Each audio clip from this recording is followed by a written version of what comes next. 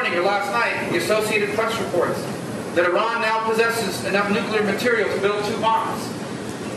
We know North Korea has a bomb, and that's why they can act with impunity and sink South Korean ships.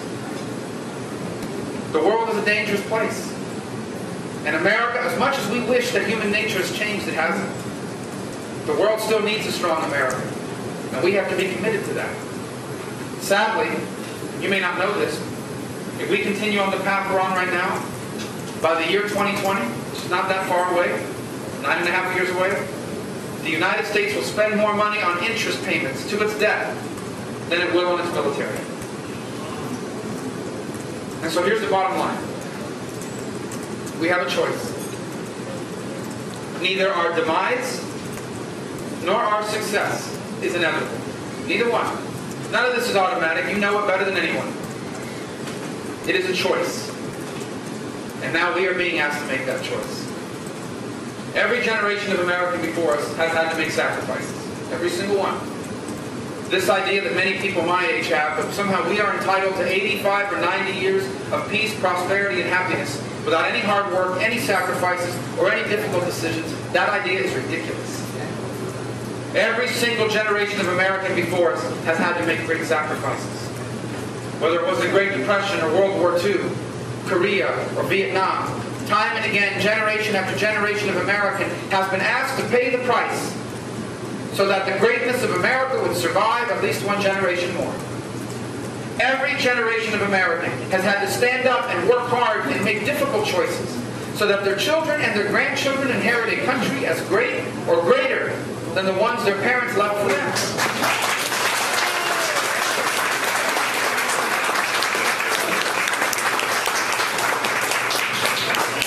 And now it's our turn. Now we must make the difficult choices.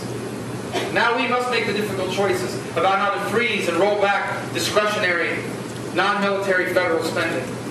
Now we must make the difficult choices about how to reform and save those entitlement programs, because they won't exist for my generation, and they will bankrupt our country. Now we must make those difficult choices. The difficult choices that are very clear. Either America stands up to its responsibilities in the world, or it will leave a power vacuum that will be filled by other countries who do not care about the freedom and liberty of their own people. Why would they ever care about the freedom and liberty of ours? You know, and this is how I'll conclude. A year ago when I got into this race, I didn't know if this was the right choice for me, because I have a young family. I have 4 young, my oldest is only 10. I have an 8-year-old daughter. I have a son that turns 5 today. I'm 5. And I have a 2-year-old that turns 3 in August. And the one thing that I've learned as I've traveled the state, I've met a lot of people that are very successful, because that's the people that help you raise money. And I've met people who have been on covers of magazines. If I told you their names, you would recognize some of them. And here's what's scary. Many of them have the same regret. When I asked them, is there one thing you would do different? They said, yeah. I wish I had watched my children grow up. I can't tell you how many of these people tell me that they didn't know their kids until their kids were 25.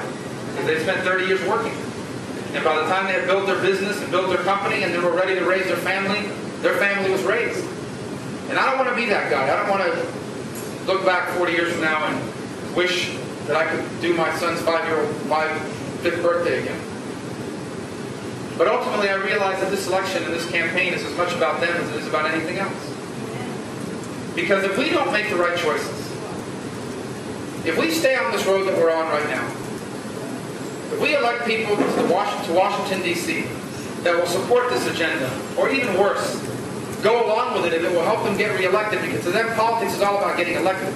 If we do that, then my children and your children and grandchildren will be the first generation of Americans ever who will inherit a country worse off than the ones their parents knew. If we stay on the road that we are on right now, you and I will be the first Americans ever to leave the next generation worse off. But there's an alternative. There's an alternative. If we take this debt seriously, if we realize that no one, not government, not families, not businesses, can survive spending more money than they take in, If we realize that we have a tax code that's broken and must be fixed, otherwise our economy will never grow again.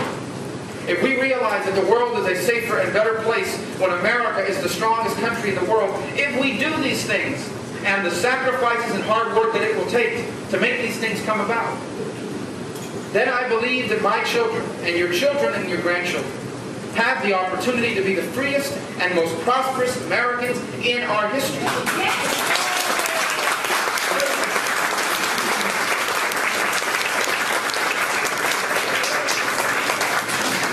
And that's what we're fighting for. And that's what this election is about. It's nothing more and nothing less than that. That's why your vote is so important and your participation is so important.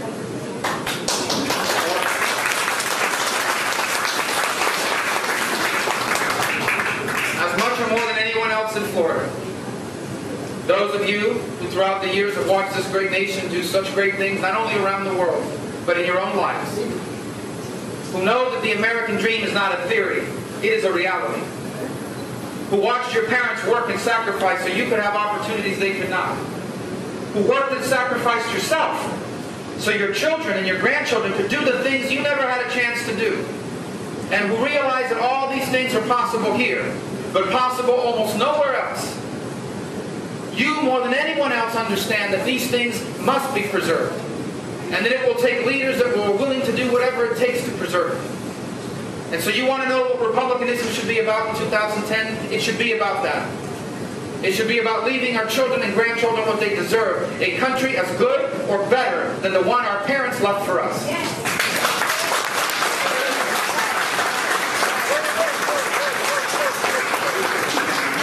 So that's why I'm grateful that you would have to speak to you today. I hope I can come back a bunch more times before the election. And sorry I'm a few minutes late. But I was tending to a family issue. But I want you to know that I want and I need your votes. And I need you to drag other people out to vote. In fact, I want you to treat it like Amway. Go out and find 10 people.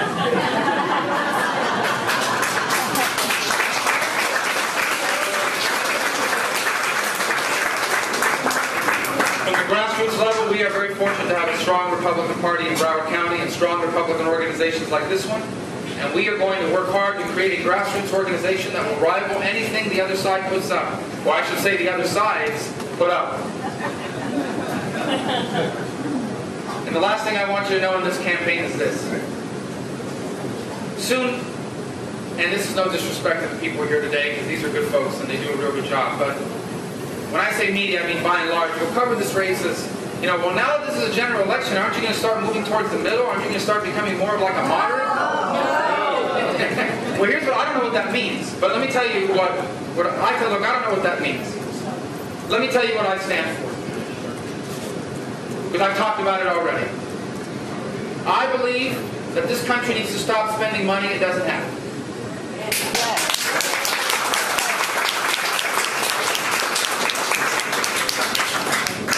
I think 70% of Americans would agree with that. And I think the people who don't believe that are the ones that are outside the mainstream. I believe that this country's tax code is crazy. It's complicated.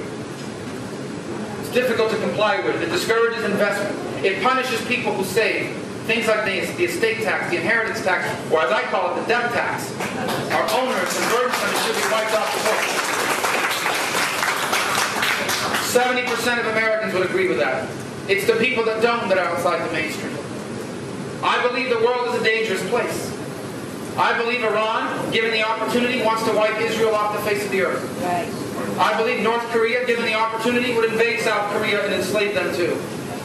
I believe that as we speak, there are people, and too many, in caves and deserts all around the world plotting to blow up innocent American lives here and around the world. Right. I believe that the international community neither has the guts nor the will to stand up to tyranny where it rears its head. Right. And I believe there's only one nation on earth strong enough and willing enough to stand up to those things, and it's the United States.